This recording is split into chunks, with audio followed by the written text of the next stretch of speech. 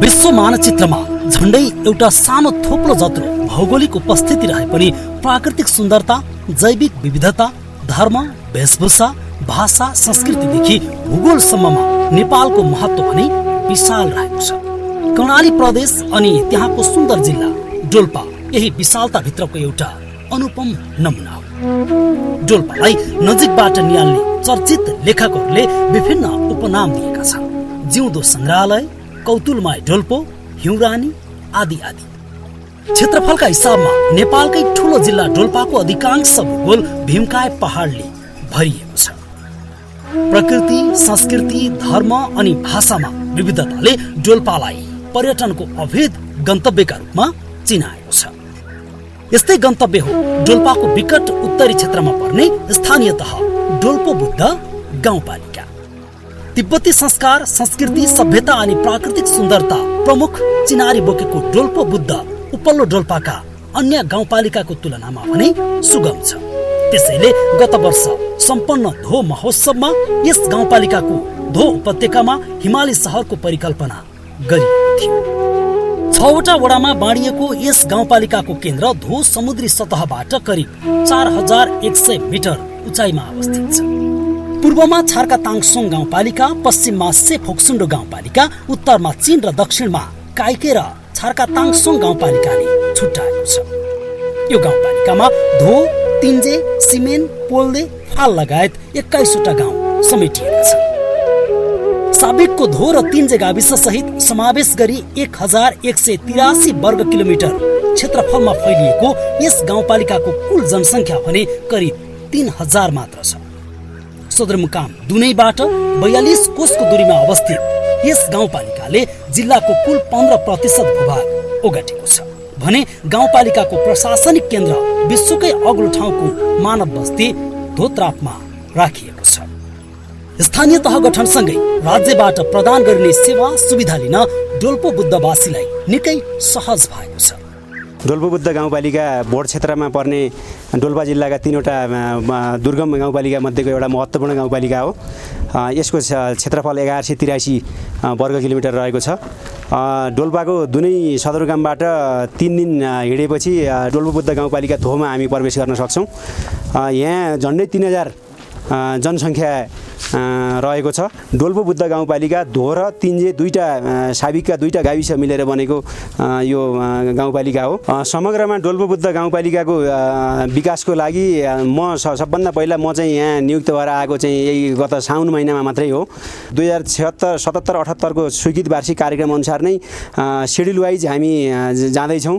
अहिले भर्खरै हामी केही दिन अगाडिदेखि यहाँ बसिरहेका छौँ गाउँपालिकाको कामको लागि। गाउँपालिकाका बैठकहरू नियमित भइरहेका छन्। उपभोक्ता समिति गठन र योजना सम्झौताका कामहरू धमाधम भइरहेका छन्।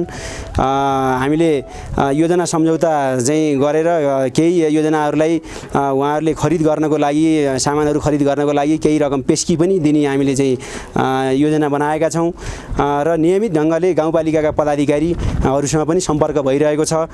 यहाँको विकासको लागि खास गरेर यहाँ यार्सा गुम्बा, 5 औँले जस्ता जडीबुटीहरू असाध्यै महत्त्वपूर्ण पक्षका रूपमा रहेका छन्।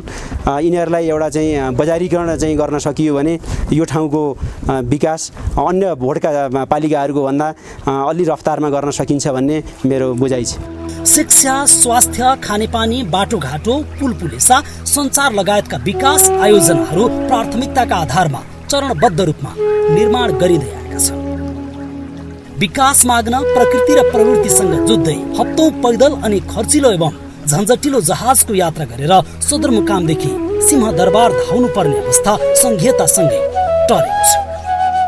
ठूलो धनराशि खर्च हुने राष्ट्रिय गौरवका योजना बाहेक जनताका माग अनुसारका विकास योजना गाउँपालिकाले नै दिँदै आएको छ।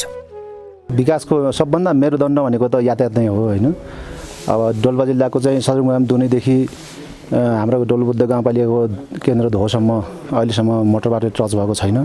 तथापि हाम्रो छिमेकी मित्र राष्ट्र चीनको स्वशासित क्षेत्र तिब्बतदेखि चाहिँ यो डोल्पो बुद्ध गाउँपालिकाको केन्द्र धोसम्म चाहिँ मोटर बाटो सञ्चालन भइसकेको छ र यसमा चाहिँ सबै हाम्रा साबिक 2टा गाविसको अहिलेको 6वटा वडामा चाहिँ सबै वडामा चाहिँ हामी मोटर बाइक लिएर जान सक्छौँ।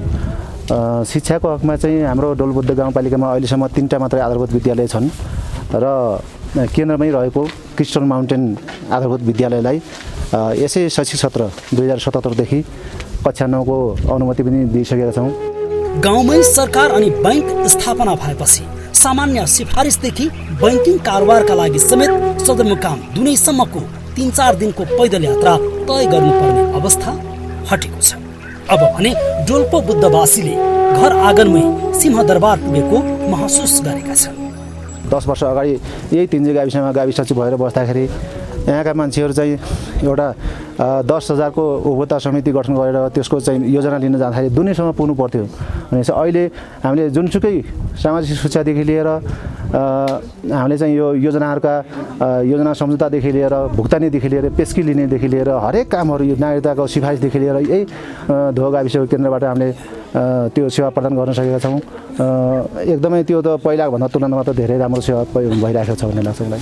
आर्थिक वर्ष 2077-78 मा गाउँपालिकाले ट्रस्ट, ब्रिज, सिँचाइ आयोजना, बाटोघाटो लगायतका निर्माणमा बजेट केन्द्रित गरेको छ। अब बजेट त हामीले चाहिँ अब यहाँ भूगोल हेर्दा चाहिँ अनि गाडदुरी जनसङ्ख्या आधारमा चाहिँ बजेट चाहिँ अब राम्रै आयो।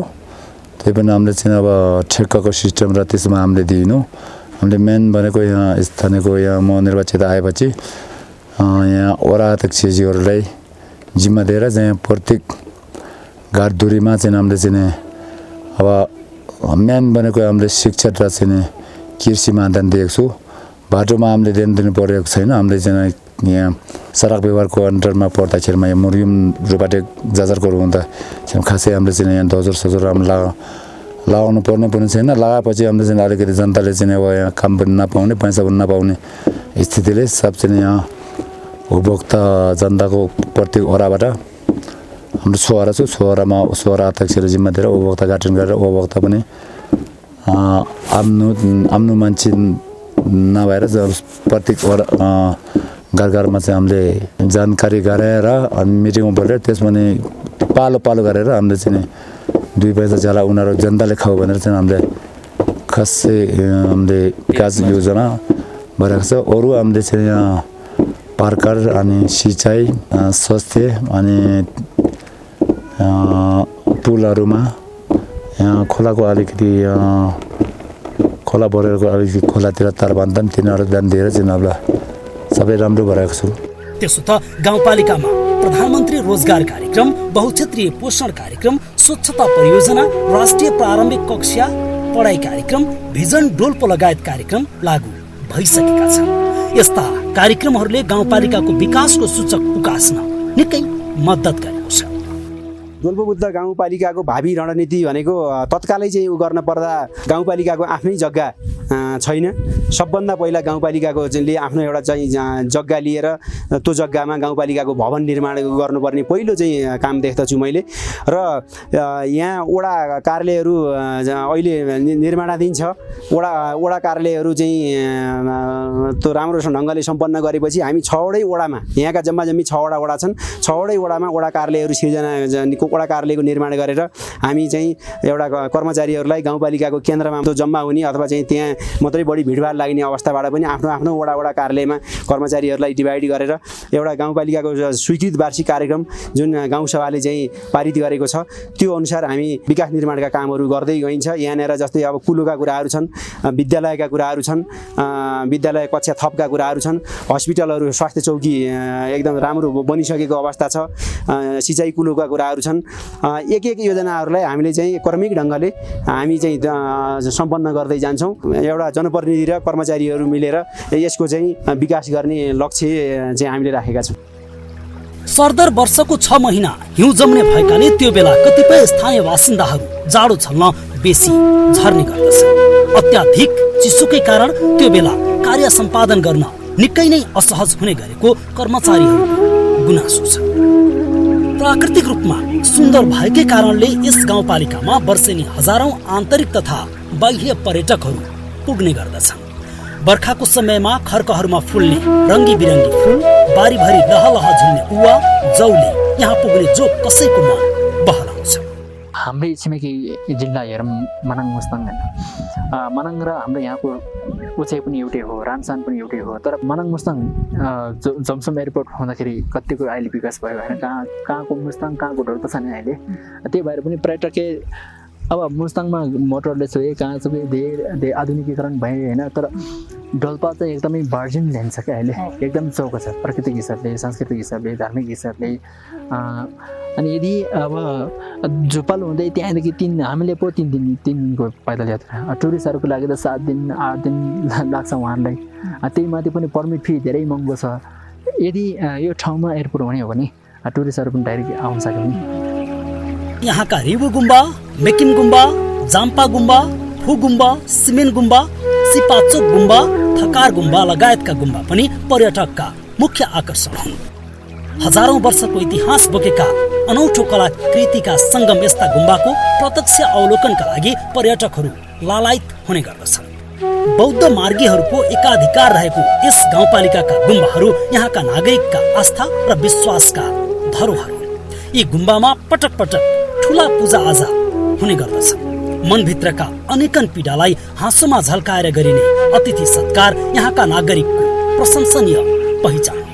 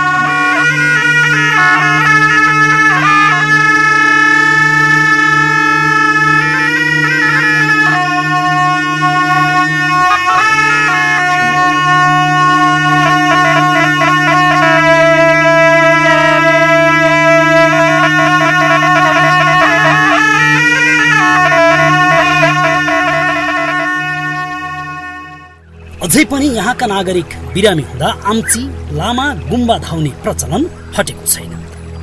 तर सदियौं वर्ष पुराना अटुट आस्थाका धरोहर यस्ता गुम्बाका मूर्ति श्रृङ्खलाबद्ध रूपमा चोरी हुन थालेपछि यहाँका नागरिक चिन्तित बनेका छन्। उनीहरूले यस्ता सम्पदाको संरक्षणका लागि सरकारसँग माग समेत गरेका छन्। जनताको मागका आधारमा गाउँपालिकाले प्राचीन गुम्बाहरू मर्मत सम्भार, संरक्षण र प्रचार प्रसारका कामहरू समेत गर्दै आएको छ। अब गाउँपालिकाको अब स्थानीयत्व आएपछि अलिअलि योजना पनि राखेका छु। अब पछि भविष्यकोमा चाहिँ यहाँ हाम्रो डोलभुत्तामा चाहिँ अब हाम्रो पुरानो गुम्बाहरू, संस्कृतिहरू, हाम्रो भोटेको कल्चरहरू, अनि हाम्रो यहाँ स्कुल त्यो भए पनि त्यो हाम्रो लोकलको कल्चरमा चाहिँ हामीले चाहिँ ध्यान दिएर पढाउँछु। त्यसको लागि चाहिँ हाम्रो यो पर्यटक क्षेत्र हो, त्यसमा पनि पर्यटक र संस्कृति जोडेर चाहिँ अलिकति भविष्यमा चाहिँ अलि राम्रो हुन्छ कि भन्ने धेरै आश पनि छ, हुनु पनि अब त्यस पर्खेमा हामी पनि ठाउँ ठाउँमा अगाडि जाँदैछौँ। यहाँको अधिकांश भूगोल चट्टानी, भिर पहरा युक्त र सुक्खा भएकाले खेतीयोग्य जमिन निकै नै कम छ। अलिअलि भएको खेतीयोग्य जमिनमा पनि वर्षको एक बाली मात्रै हुने भएकाले यहाँका जनताले पटक पटक खाद्यान्न सङ्कटको मार खेप्नु पर्ने गरेको छ।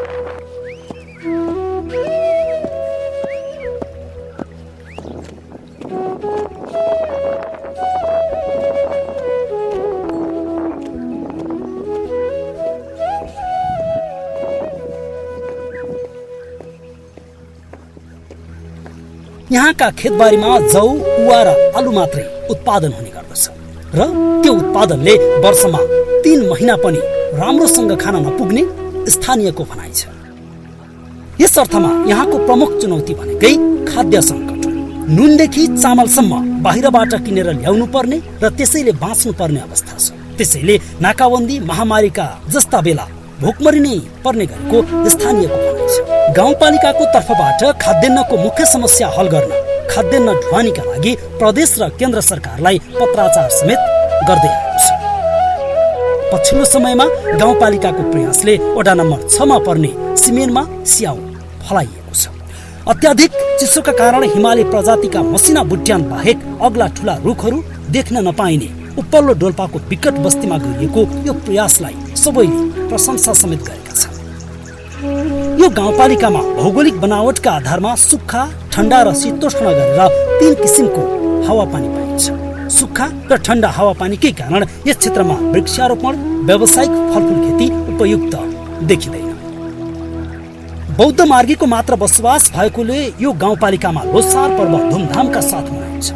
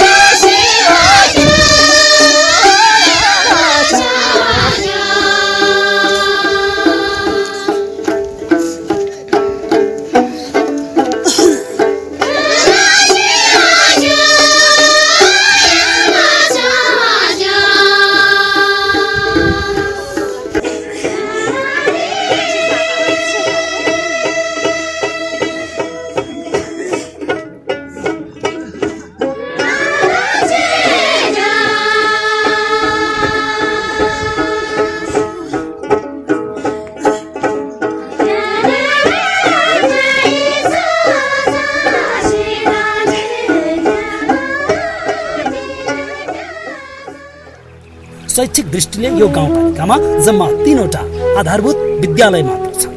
एउटै जिल्लामा 2वटा शैक्षिक सत्र भएको जिल्ला डोल्पा हो। त्यसमा पनि उपल्लो डोल्पामा फरक शैक्षिक सत्र लागू हुन्छ। वर्षमा सरदर 6 महिना पढाइ हुन्छ। मङ्सिरदेखि वैशाख अन्तिमसम्म भारी हिमपात हुने भएकाले यो बेला विद्यालयहरू बन्द हुने गर्दछन्। एकैपटक वैशाख दोस्रो सातादेखि विद्यालय खोलेर मङ्सिर दोस्रो सातासम्म मात्र पढाइ हुने गर्दछ। धोको क्रिस्टल माउन्टेन विद्यालय, पाल्देको सिद्धार्थ कुला विद्यालय र सिमेनको इन्द्रधनुष विद्यालय यहाँका नमुना विद्यालय हुन्। विदेशी दात्री निकाय र सरकारको संयुक्त सहयोगबाट चलेका यहाँका सबै विद्यालयहरूले वर्तमान युग सापेक्ष प्रतिस्पर्धा गर्न सक्ने गुणस्तरीय शिक्षा प्रदान गर्दै आएका छन्।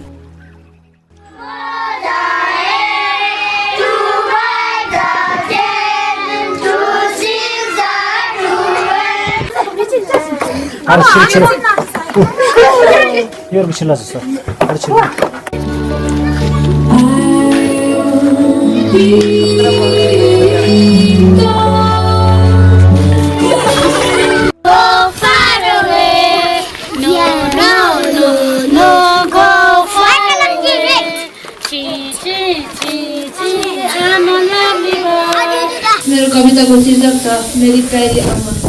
मेरी प्यारी आमा, आमा मेरी प्यारी साथी, साथ दिन्छु दुःख सुखमा सधैँ मेरा हात समय डोर्याउँछ मेरो बाटो सधैँ 9 महिना तिम्रो कोखमा राखी हुर्कायो भने भगवानलाई तिमीले गर्दा मैले पाएँ गर्नारा सबै कुरा माया लाग्छ तिम्रो धेरै गर्ने छैन कहिल्यै दुर्व्यवहार तिम्रो साथ सधैँ पाए हुँदैन मेरो कहिल्यै हार यस्तो हो अनि यो चाहिँ स्विच हो है स्विच अन गर्यो भने यस्तो हुन्छ अनि यो चाहिँ पानीमा घुट्छ है अनि स्विच चाहिँ अफ गर्यो भने अनि घुट्दैन के यो चाहिँ ब्याट्री हो यो चाहिँ मोटर हो अनि यो चाहिँ पंखाहरू अनि त्यो झानालाई हेल्प गर्छ यसले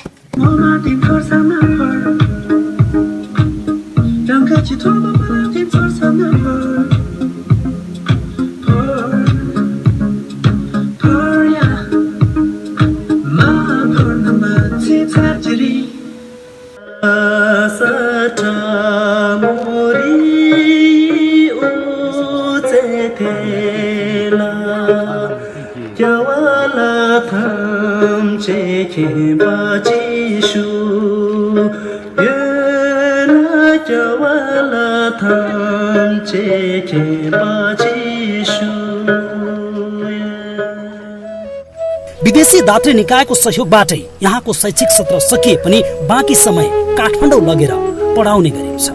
विगतमा शैक्षिक संस्था र शिक्षकको अभावमा अधिकांश स्थानीय बासिन्दा निरक्षर हुन बाध्य भए। अहिले विद्यालय उमेरका सबै बालबालिका शिक्षाको पहुँचमा रहेको गाउँपालिकाको भनाइ छ।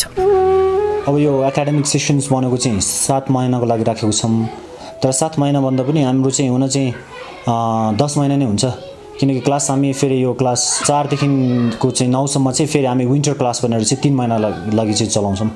तर पनि त्यहाँमा चाहिँ फेरि हाम्रो जुन शिक्षकहरू चाहिँ आबद्ध हुनुहुन्छ जो चाहिँ समरको यो 7 महिनाले चाहिँ पढाउनाले उहाँहरू पढाउनुहुन्न। हाम्रो चाहिँ यहाँकै स्थानीय जो चाहिँ यहाँ बस्न सक्ने अथवा विद्यार्थीहरूसँग गुलमिल हुन सक्ने त्यसमा पनि हामी अब धेरै शिक्षक राख्दैनौँ। 4 कक्षामा चाहिँ एकजना जति शिक्षक भए पुग्छ भनेर चाहिँ त्यसरी चलाउँछौँ। हाम्रो चाहिँ यो स्कुल अहिले कक्षा 9 सम्म चाहिँ चलिरहेको छ अनि हाम्रो शिक्षक चाहिँ अहिले 16 जना हुनुहुन्छ, सबै स्टाफहरू अनि हाम्रो यो गभर्नमेन्ट साइडबाट सबै जोड्ने हो भने हाम्रो चाहिँ 24 जना छौँ अहिले चाहिँ यो साल। अनि अब चाहिँ हाम्रो भविष्यमा चाहिँ हाम्रो यो कक्षा 10 सम्म चाहिँ चलाउने मावि बनाउने चाहिँ हाम्रो अहिले प्रक्रियामा चाहिँ चलिरहेको छ। त्यसो त गाउँपालिकामा स्वास्थ्यको अवस्था पनि क्रमिक रूपमा सुधार हुँदै गएको पाइन्छ। कुनै बेला सिटामोल सम्म नपाइने यहाँका स्वास्थ्य चौकीमा अहिले पर्याप्त औषधि तथा स्वास्थ्य कर्मी छ। गाउँपालिकामा 2वटा स्वास्थ्य चौकीहरू मध्ये एउटा धो र अर्को तिन्जेमा स्थापना गरिएको छ। स्वास्थ्यको चौकीमा यस्तो छ, हाम्रो पहिलाको साबिकको 2टा गाउँ विकास समिति मिलेर बनेको हो। साबिकका गाविसका स्वास्थ्य चौकीहरू 2वटा छन्, एउटा तिन्जे स्वास्थ्य चौकी र एउटा धो स्वास्थ्य चौकी। हाम्रो धो स्वास्थ्य चौकीमा अहिले एउटा बर्थिङ सेन्टरको पनि सुविधा छ। बाँकी 4वटा वडामा चाहिँ वडा नम्बर 2, वडा नम्बर चाहिँ 3, वडा नम्बर 4 र वडा नम्बर 6 मा चाहिँ नभएको स्वास्थ्य चौकी नभएको वडाहरूमा गत आर्थिक वर्ष केन्द्र सरकारको स्वास्थ्य मन्त्रालयबाट आधारभूत स्वास्थ्य केन्द्र अन्तर्गत चाहिँ हामीलाई बजेट प्राप्त भएको थियो। 4वटै वडामा 4वटै आधारभूत स्वास्थ्य केन्द्र भवन तयार भइसकेको छ। यस आर्थिक वर्षदेखि हामी त्यसको व्यवस्थापन पक्षतिर लाग्दैछौँ र आगामी वर्षदेखि सम्भवतया हामी मेन पावर पनि त्यसमा चाहिँ नियुक्ति गरेर सेवा दिने पक्षमा छौँ। स्थानीय तह गठन भएसँगै नियमित स्वास्थ्य कर्मीहरू बस्ने गरेका छन्। स्वास्थ्य चौकीमा पर्याप्त औषधि पाइन्छ, भवनको पनि त्यस्तो दुःख छैन। स्वास्थ्य कर्मीहरू चाहिँ अब पहिलाको कम्पेयरमा त उहाँहरू अहिले चाहिँ अब भनौँ 5 महिना 6 महिना चाहिँ बस्नुहुन्छ। पहिला त अब 1 महिना आउने त्यसपछि 2-3 महिना नै हराउने, 1 हप्ता आउने, त्यसपछि हराउने काम थियो। बस्दै नै हुन्थेन, त्यतिखेर आउने जाने मात्र हुन्थ्यो। त्यस्तै भिजिटको लागि आए जस्तै टुरिस्टहरू भिजिट आएको लागि आए जस्तै हुन्थ्यो। अहिले चाहिँ जोस् उहाँहरू चाहिँ अब 5-6 महिना बसेरै जानुहुन्छ। अनि त्यसपछि अब हिउँदोको सिजनमा चाहिँ उहाँहरू बिचरा अब त्यो भौगोलिकको कारणले गर्दा पनि उहाँहरू बस्न पनि सक्दैनन्। हामी लोकलले नै हेर्ने गर्छौँ। औषधि चाहिँ पर्याप्त नै छ, अहिलेसम्म हामीलाई त्यस्तो सर्टेज भएको छैन, पुगेकै छ अहिलेसम्म। औषधि उपकरण स्थानीय तहले खरिद गरी स्वास्थ्य चौकीहरूमा पठाउने गरेको छ। विगतमा स्थानीय जडीबुटीबाट बनाइएको औषधिमा निर्भर यहाँका नागरिक आजभोलि स्वास्थ्य चौकी आउने क्रम बढ्दै गएको स्वास्थ्य कर्मीहरूको भनाइ छ। स्थानीय तह गठनसँगै यहाँका नागरिकको चेतना स्तर पनि केही बढेको छ। सार्वजनिक सरोकारका विषयमा सरोकार राख्ने अपनत्व देखाउने गरेको गाउँपालिकाको भनाइ छ। तर भौगोलिक विकटता र गाउँपालिकासम्म सिधा सडक मार्गको पहुँच नभएकै कारण जटिल बिरामीलाई हेलिकप्टर चार्टर गरेर जिल्ला बाहिर लैजानुको अरू कुनै विकल्प छैन। विशेषतः सुत्केरी तथा गर्भवती महिलालाई यो समस्या पर्ने गरेको छ। तुलनात्मक रूपमा स्वास्थ्य चौकीहरूमा सञ्चालन गरिएका बर्थिङ सेन्टरमा सुरक्षित सुत्केरी हुनेको संख्या बढे पनि कहिलेकाहीँ जटिल अवस्थामा लाखौं रुपैयाँ खर्च गरेर हेलिकप्टर चार्टर गरेर जिल्ला बाहिर लैजानु पर्ने बाध्यता कायम छ। पछिल्लो समयमा राष्ट्रपति महिला हवाई उद्धार कार्यक्रमले धेरै राहत दिएको नागरिकको भनाइ छ। प्राणघातक रोग हेपाटाइटिस बी यहाँका नागरिकको मुख्य स्वास्थ्य चुनौती हो। तिब्बतीहरूसँग हेलमेलका कारण यो रोग भित्रिएको हुन सक्ने चिकित्सकको बुझाइ छ। यो रोग सरुवा रोग भएकाले पटक पटक स्वास्थ्य शिविर चलाएर र सूचना तथा सन्देशमूलक कार्यक्रम मार्फत गाउँपालिकाले स्थानीय बासिन्दालाई सचेत गराउँदै आएको छ। नियन्त्रणको लागि चाहिँ हाम्रो प्रोजेक्टले गाउँपालिकाले अनि बाहिरको संस्थाहरूले चाहिँ एउटा नोम्याड भन्ने एउटा संस्था हुन्छ, उहाँहरूले चाहिँ यो साल पनि प्रोग्रामहरू चलाउनु भयो। पहिला पनि स्क्रिनिङ चाहिँ भएको थियो अनि यो साल चाहिँ उहाँहरूले भ्याक्सिनेसन पनि गर्नुभयो। स्क्रिनिङ मात्र होइन कि अब स्क्रिनिङ प्लस अब भ्याक्सिनेसन पनि गर्नुभयो। यहाँका नागरिकको मुख्य आम्दानीको स्रोत जडीबुटी व्यापार र पशुपालन। यहाँका डाँडापाखामा सुनसरी पाइने अर्सा गुम्बा आम्दानीको मुख्य स्रोत। जेठ र असार 2 महिना मात्र पाइने बहुमूल्य जडीबुटी आर्सा गुम्बा टिपेको कमाइले वर्षभरिका आधारभूत आवश्यकता पूरा गर्नेदेखि बालबच्चा पढाउने चाडपर्व खर्चको जोहो गर्ने गरिन्छ। गाउँ नजिकै यार्सा पाटन हुने भएकाले सजिलै यार्सा गुम्बाबाट एकै परिवारले वर्षमा न्यूनतम 5 लाख रुपैयाँसम्म आम्दानी गर्ने गरेको बताइन्छ। यो यार्साले गर्दाखेरि अब जीवोपार्जन हामीले सबै जनताहरू सबै यहाँको मान्छेहरू यार्सा वनमा यार्सा टिप्न जान्छन्। त्यो यार्साले उता चाइना लिएर चाहिँ त्यो यार्साले चाहिँ अब 1 वर्षको चाहिँ लगभग अब खाने पार्जनहरू त्यसले तार्छ भनौँ होइन। हामीले यति नै पाउँछ भने थाहा हुँदैन, अब कहिले कम पाउँछ कहिले बढी पाउँछ। यार्सा गुम्बा बिक्री वितरणका लागि यहाँका नागरिक आफै तिब्बतको व्यापारिक केन्द्र पुग्ने गर्छन्। प्रत्येक वर्षको साउन महिनामा सीमित समयका लागि चीनसँगको नाका खुल्ने र त्यो बेला यार्सा गुम्बा बेचेर नुन, चामल, घिउ, लत्ता कपडा, मोटरसाइकल र विद्युतीय सामग्री आदि किनेर ल्याउने गर्छन्। अब यहाँको परनिर्भर जनजीवनलाई आत्मनिर्भर बनाउन यहाँको सबल पक्षहरू के हुन् भन्ने कुरा पहिला हामीले बुझ्नुपर्ने हुन्छ। यहाँको सबल पक्ष भनेको एउटा चाहिँ जडीबुटी यार्सा गुम्बा 5 औँलेका कुराहरू लाई नै हामीले बजारीकरण गर्ने हो, त्यसलाई नै बजारीकरण गर्ने हो। र यहाँका चाहिँ खास गरेर यो च्याङ्ग्राहरू को उत्पादन अलिकति राम्रो ढङ्गले बढाउन सकियो भने च्याङ्ग्राहरूलाई पनि हामीले चाहिँ एउटा चाहिँ बजारतिर चाहिँ लगेर बजारीकरण गरेर यसबाट हामीले चाहिँ केही न केही चाहिँ भनौँ न एउटा व्यवसायीहरूलाई फाइदा हुने ढङ्गले चाहिँ हामीले काम गर्न सक्छौँ। मूलतः यार्सा गुम्बा र 5 औँले जस्ता महत्त्वपूर्ण जडीबुटीहरूबाट नै हामीले चाहिँ यसको विकास गर्नुपर्छ भन्ने लाग्दछ। हरेक वर्ष नेपाल सरकारले काठमाडौँ रसुवागढी हुँदै उपल्लो डोल्पाका मोरिम्ला र क्याटो नाकासम्म अनुदानको खाद्यान्न पठाउने गर्दछ। वर्षमा 1 पटक मात्र पाइने खाद्यान्न लैजान घोडा, खच्चड र याक लिएर उपल्लो डोल्पावासी नाकासम्मै पुग्ने गर्दछ। डोल्पा बुद्ध गाउँपालिकामा पशुपालनको पनि निकै सम्भावना छ। सर्लक्क परेका खर्कहरूमा हिमाली पोसिलो घाँसपात पाइने भएकै कारण यहाँ पशुपालनको राम्रो सम्भावना देखिन्छ। यस गाउँपालिकाले पशुपालन व्यवसायलाई प्रवर्धन गर्न थुप्रै कार्यक्रम ल्याएको छ।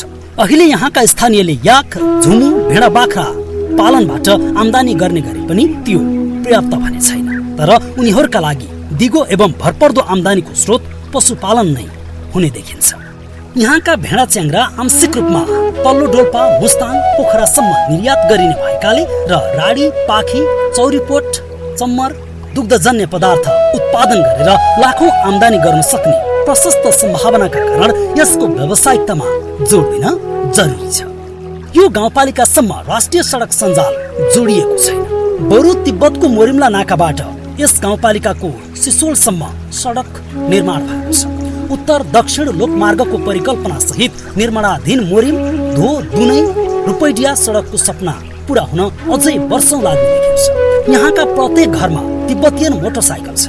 गाउँपालिकाका 6वटै वडामा आन्तरिक रूपमा मोटर बाटो विस्तार गरिएको छ। विकट क्षेत्रमा बाइकसम्म चलाउने रोड गाउँ गाउँमा विस्तार भएपछि डोल्पो बुद्धवासीलाई धेर थोर भए पनि सुगमताको महसुस भएको छ।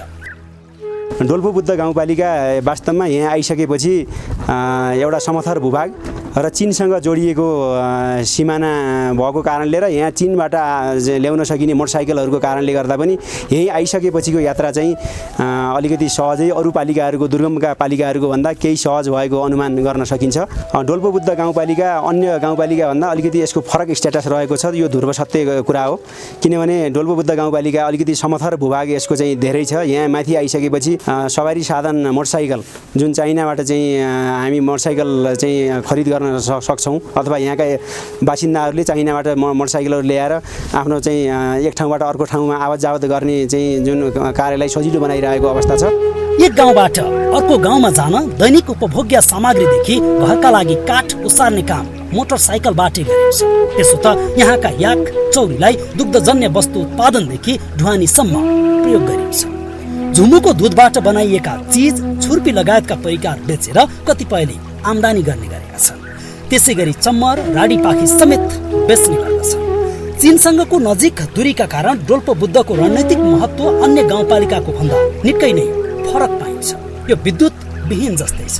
यहाँका नागरिकहरू सोलरको धिपधिपे उज्यालोमा बस्न बाध्य छन्।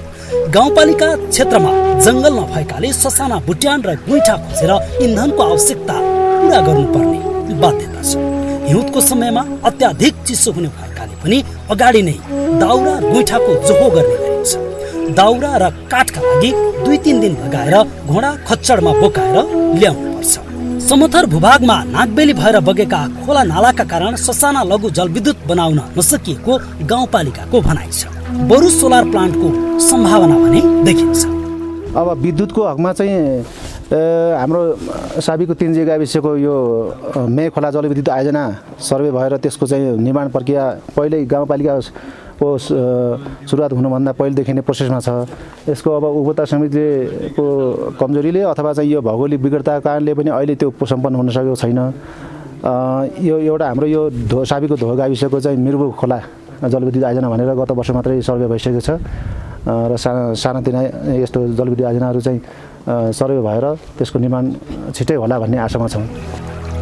यस गाउँपालिकामा पर्यटक लक्षित राम्रा होटेल खुलेका छन्। धोको सौन्दर्य निहाल्न पुग्ने आन्तरिक र बाह्य पर्यटकबाट राम्रो आम्दानी हुने गरेको होटेल व्यवसायको भनाइ छ। यो साल छैन, पोहोरतिर अलिअलि हुन्थ्यो, धेरै त हुँदैन, ठिकै हुन्थ्यो। अब खाना पुग्न लाउनले त्यतिले पुग्नेले कमाउने त हुन्छ। बाटो नराम्रो छ है, त्यति आउँदैन, धेरै त आउँदैन। कर्मचारीहरू अलिअलि आउँछ अनि टेकिङ थोरै आउँछ, त्यति हो। यस गाउँपालिकाले ठाउँ ठाउँमा खेल मैदानहरू तयार पारेर र स्थानीय युवालाई खेल सामग्रीहरू प्रदान गरेर खेलकुदका क्षेत्रमा पनि विकास गर्न थालेको छ। यहाँ खानेपानी उपभोगको अवस्था पनि निकै राम्रो छ। अधिकांश नागरिकले पाइपको पानी प्रयोग गर्दै आएका छन्। गाउँपालिकाका 6वटै वडामा टेलिफोनको भने राम्रो सुविधा छ।